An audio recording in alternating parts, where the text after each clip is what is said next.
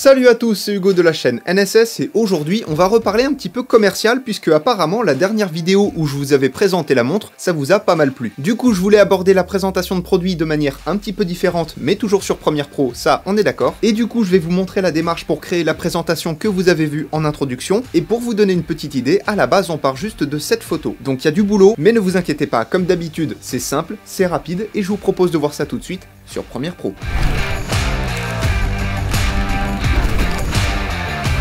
Comme je vous l'ai dit, on va juste partir de cette photo pour créer l'effet que vous avez vu en introduction. Pour commencer, on va bien évidemment venir par détourer notre sujet. Donc on va garder le flacon et la planche. Pour ça, dans votre panneau projet, vous allez dans votre fenêtre Effet, vous tapez Ultra Key, ça je pense que vous le savez, et vous glissez déposer l'effet sur votre rush. Dans vos options d'effet, vous allez passer votre sortie de composite à couche alpha pour mieux travailler sur votre fond vert. Et vous allez passer le paramètre de par défaut à dynamique. Vous sélectionnez la petite pipette et vous sélectionnez un vert qui vous intéresse.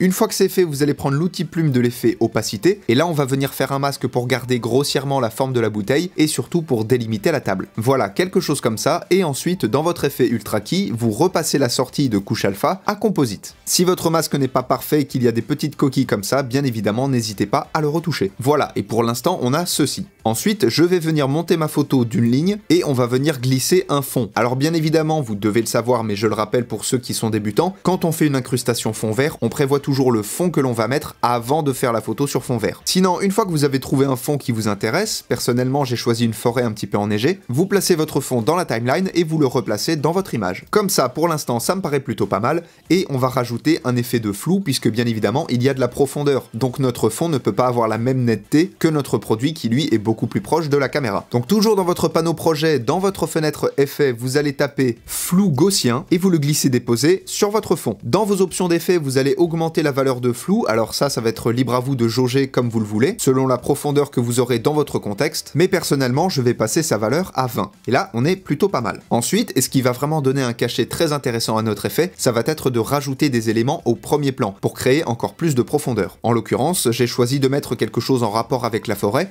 donc je vais mettre sur la gauche un tronc d'arbre, et en haut à droite une branche d'arbre. Je mets ma branche d'arbre donc dans la timeline, et je vais venir la replacer un petit peu dans mon décor. À peu près comme ça, et ensuite je vais rajouter un deuxième élément, donc le fameux tronc, que je vais décaler sur la gauche de l'image. À peu près comme ça. Alors là, il peut y avoir trois éléments qui vous perturbent. Premièrement, la coupure de la planche. Deuxièmement, la coupure de la branche, qui bien évidemment est très nette. Et surtout, la colorimétrie qui va absolument pas ensemble. Pour régler ces problèmes, premièrement, dans votre panneau projet, vous allez faire un clic droit, nouvel élément, calque d'effet, vous cliquez sur OK, et vous le glissez déposer tout en haut de votre timeline. Personnellement, je vais le mettre quelques pistes au-dessus, puisque j'ai encore des éléments à rajouter. Ensuite, dans votre fenêtre effet, vous allez taper recadrage, vous glissez cet effet sur votre calque d'effet, et personnellement je vais modifier la valeur haute et la valeur basse à 10% à chaque fois. Donc concrètement je vais créer des bandes noires, ce qui fait qu'on n'a plus la coupure de la planche, ni la coupure de la branche. Et je vais même redescendre un tout petit peu le produit. Et là on est pas mal. Maintenant on va devoir faire correspondre la colorimétrie vis-à-vis de la branche, du tronc ou du produit par rapport au fond. Pour cela, toujours dans votre fenêtre effet, vous allez taper couleur, et vous allez glisser déposer l'effet couleur lumétrie sur vos éléments. En l'occurrence je vais commencer par le tronc, et l'idée ça va être de recopier les couleurs que l'on voit en fond. En l'occurrence, on a des teintes bleutées, des teintes grises et des teintes sombres. Donc dans mon effet couleur lumétrie, je vais développer les corrections de base, je vais baisser la température disons à -30, je vais baisser aussi l'exposition, je vais réduire la saturation et la passer de 100 à 30, je vais réduire les noirs, je vais augmenter le contraste, bref, je fais quelques petites modifications de colorimétrie, mais je pense que si vous faites des vidéos ou de la photo, c'est des choses qui doivent vous parler. Et là, si on fait un avant-après, ça c'est l'arbre qu'on avait au début, et ça c'est l'arbre qu'on a maintenant. Donc là on est déjà beaucoup plus proche de ce qu'on recherche. Je vais faire exactement la même chose pour la branche, donc je vais pas me casser la tête, je prends mon effet couleur lumétrie, je fais copier, je sélectionne mon rush de branche et je fais coller. Vous pouvez bien évidemment modifier un petit peu les couleurs selon les éléments, mais gardez bien comme base de vous référencer au fond que vous avez. Et enfin on va faire la même chose pour notre produit,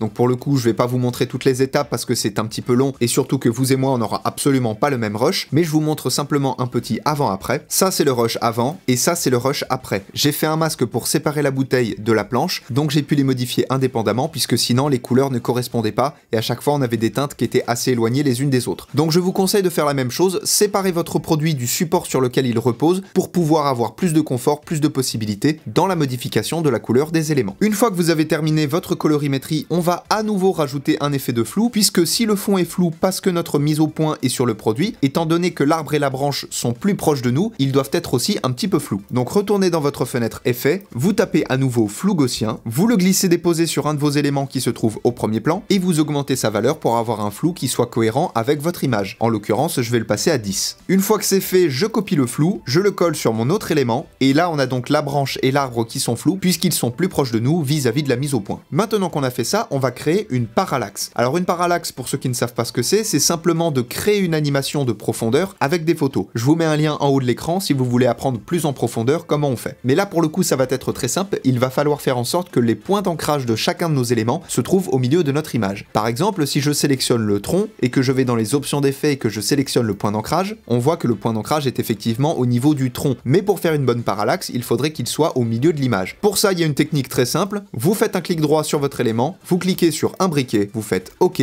Vous faites pareil pour les autres éléments, donc en l'occurrence pour moi ce sera la branche. Un clic droit, imbriquer, OK. Ce rush là, c'est le rush du tronc et si je clique à nouveau sur le point d'ancrage, on voit que pour le coup, il va être au milieu et si je modifie son échelle, on voit bel et bien que le tronc agrandit ou rapetissit vis-à-vis de la position du point d'ancrage. Une fois que les points d'ancrage de votre sujet, de votre fond et de vos éléments au premier plan sont bien au centre, on va faire une animation toute bête. Vous allez vous placer au début de votre rush, vous allez commencer par sélectionner votre décor de fond, vous allez activer le chronomètre de échelle et à partir de là, vous allez faire zoomer votre image. Pour cela, il y a une règle très simple, plus votre élément est en arrière-plan, plus son mouvement sera léger. Donc là, en l'occurrence, je vais passer l'échelle de 100 à 102 et je vais placer l'image clé à la fin du rush. Et donc là, on a déjà un premier mouvement très léger qui est sur une durée de 7 secondes et qui personnellement je trouve rend plutôt pas mal. Et ensuite on va faire la même chose pour nos autres éléments. Je sélectionne mon produit, je me mets au début de mon rush, j'active le chronomètre de échelle, j'avance un peu, je passe sa valeur disons à 104, je mets la tête de lecture au bout, je sélectionne un élément au premier plan, j'active le chronomètre de échelle, j'avance un peu, je passe disons sa valeur à 110, je mets l'image clé au bout de mon rush, je sélectionne ma trajectoire, je fais CTRL-C, je sélectionne mon autre élément au premier plan et je fais CTRL-V, donc ça m'a simplement copié l'animation. Et là, du coup, on a une parallaxe très simple, donc les éléments au premier plan avancent plus vite que le produit, qui lui-même avance plus vite que le fond. On a presque fini, il nous reste deux petites choses à rajouter. Premièrement, on va rajouter un overlay de neige, puisque bien évidemment, on est à la montagne et derrière, on voit qu'il neige, donc on va rajouter un overlay. Tous les éléments que je vous présente, le tronc, la branche, le fond, etc.,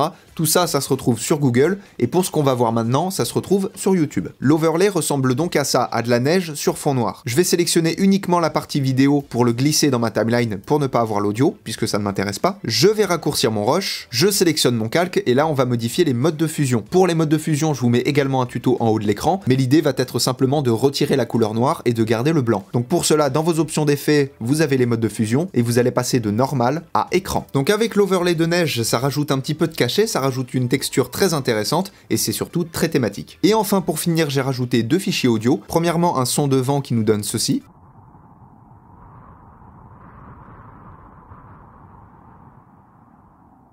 Et enfin une musique un petit peu nordique pour être dans le thème.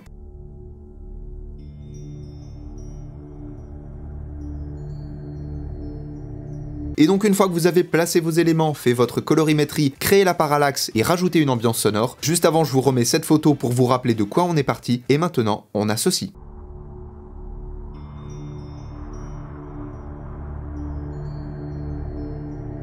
Vous l'avez compris, dans ce tuto, je vous montre juste les grandes étapes à suivre pour créer cet effet. Mais bien évidemment, on n'aura pas les mêmes produits, pas le même fond, pas le même éclairage, pas les mêmes éléments au premier plan. Donc mon but, comme souvent, c'est simplement de vous montrer les grandes étapes à suivre, comment il faut procéder, et ensuite c'est libre à vous de vous adapter selon vos envies et selon vos besoins. Et en attendant la prochaine présentation de produits, apprenez, utilisez et progressez dans vos montages. La plateforme pour me soutenir ainsi que mes deux comptes Instagram et ma chaîne secondaire sont dans la description de la vidéo. Je vous fais des bisous et à plus.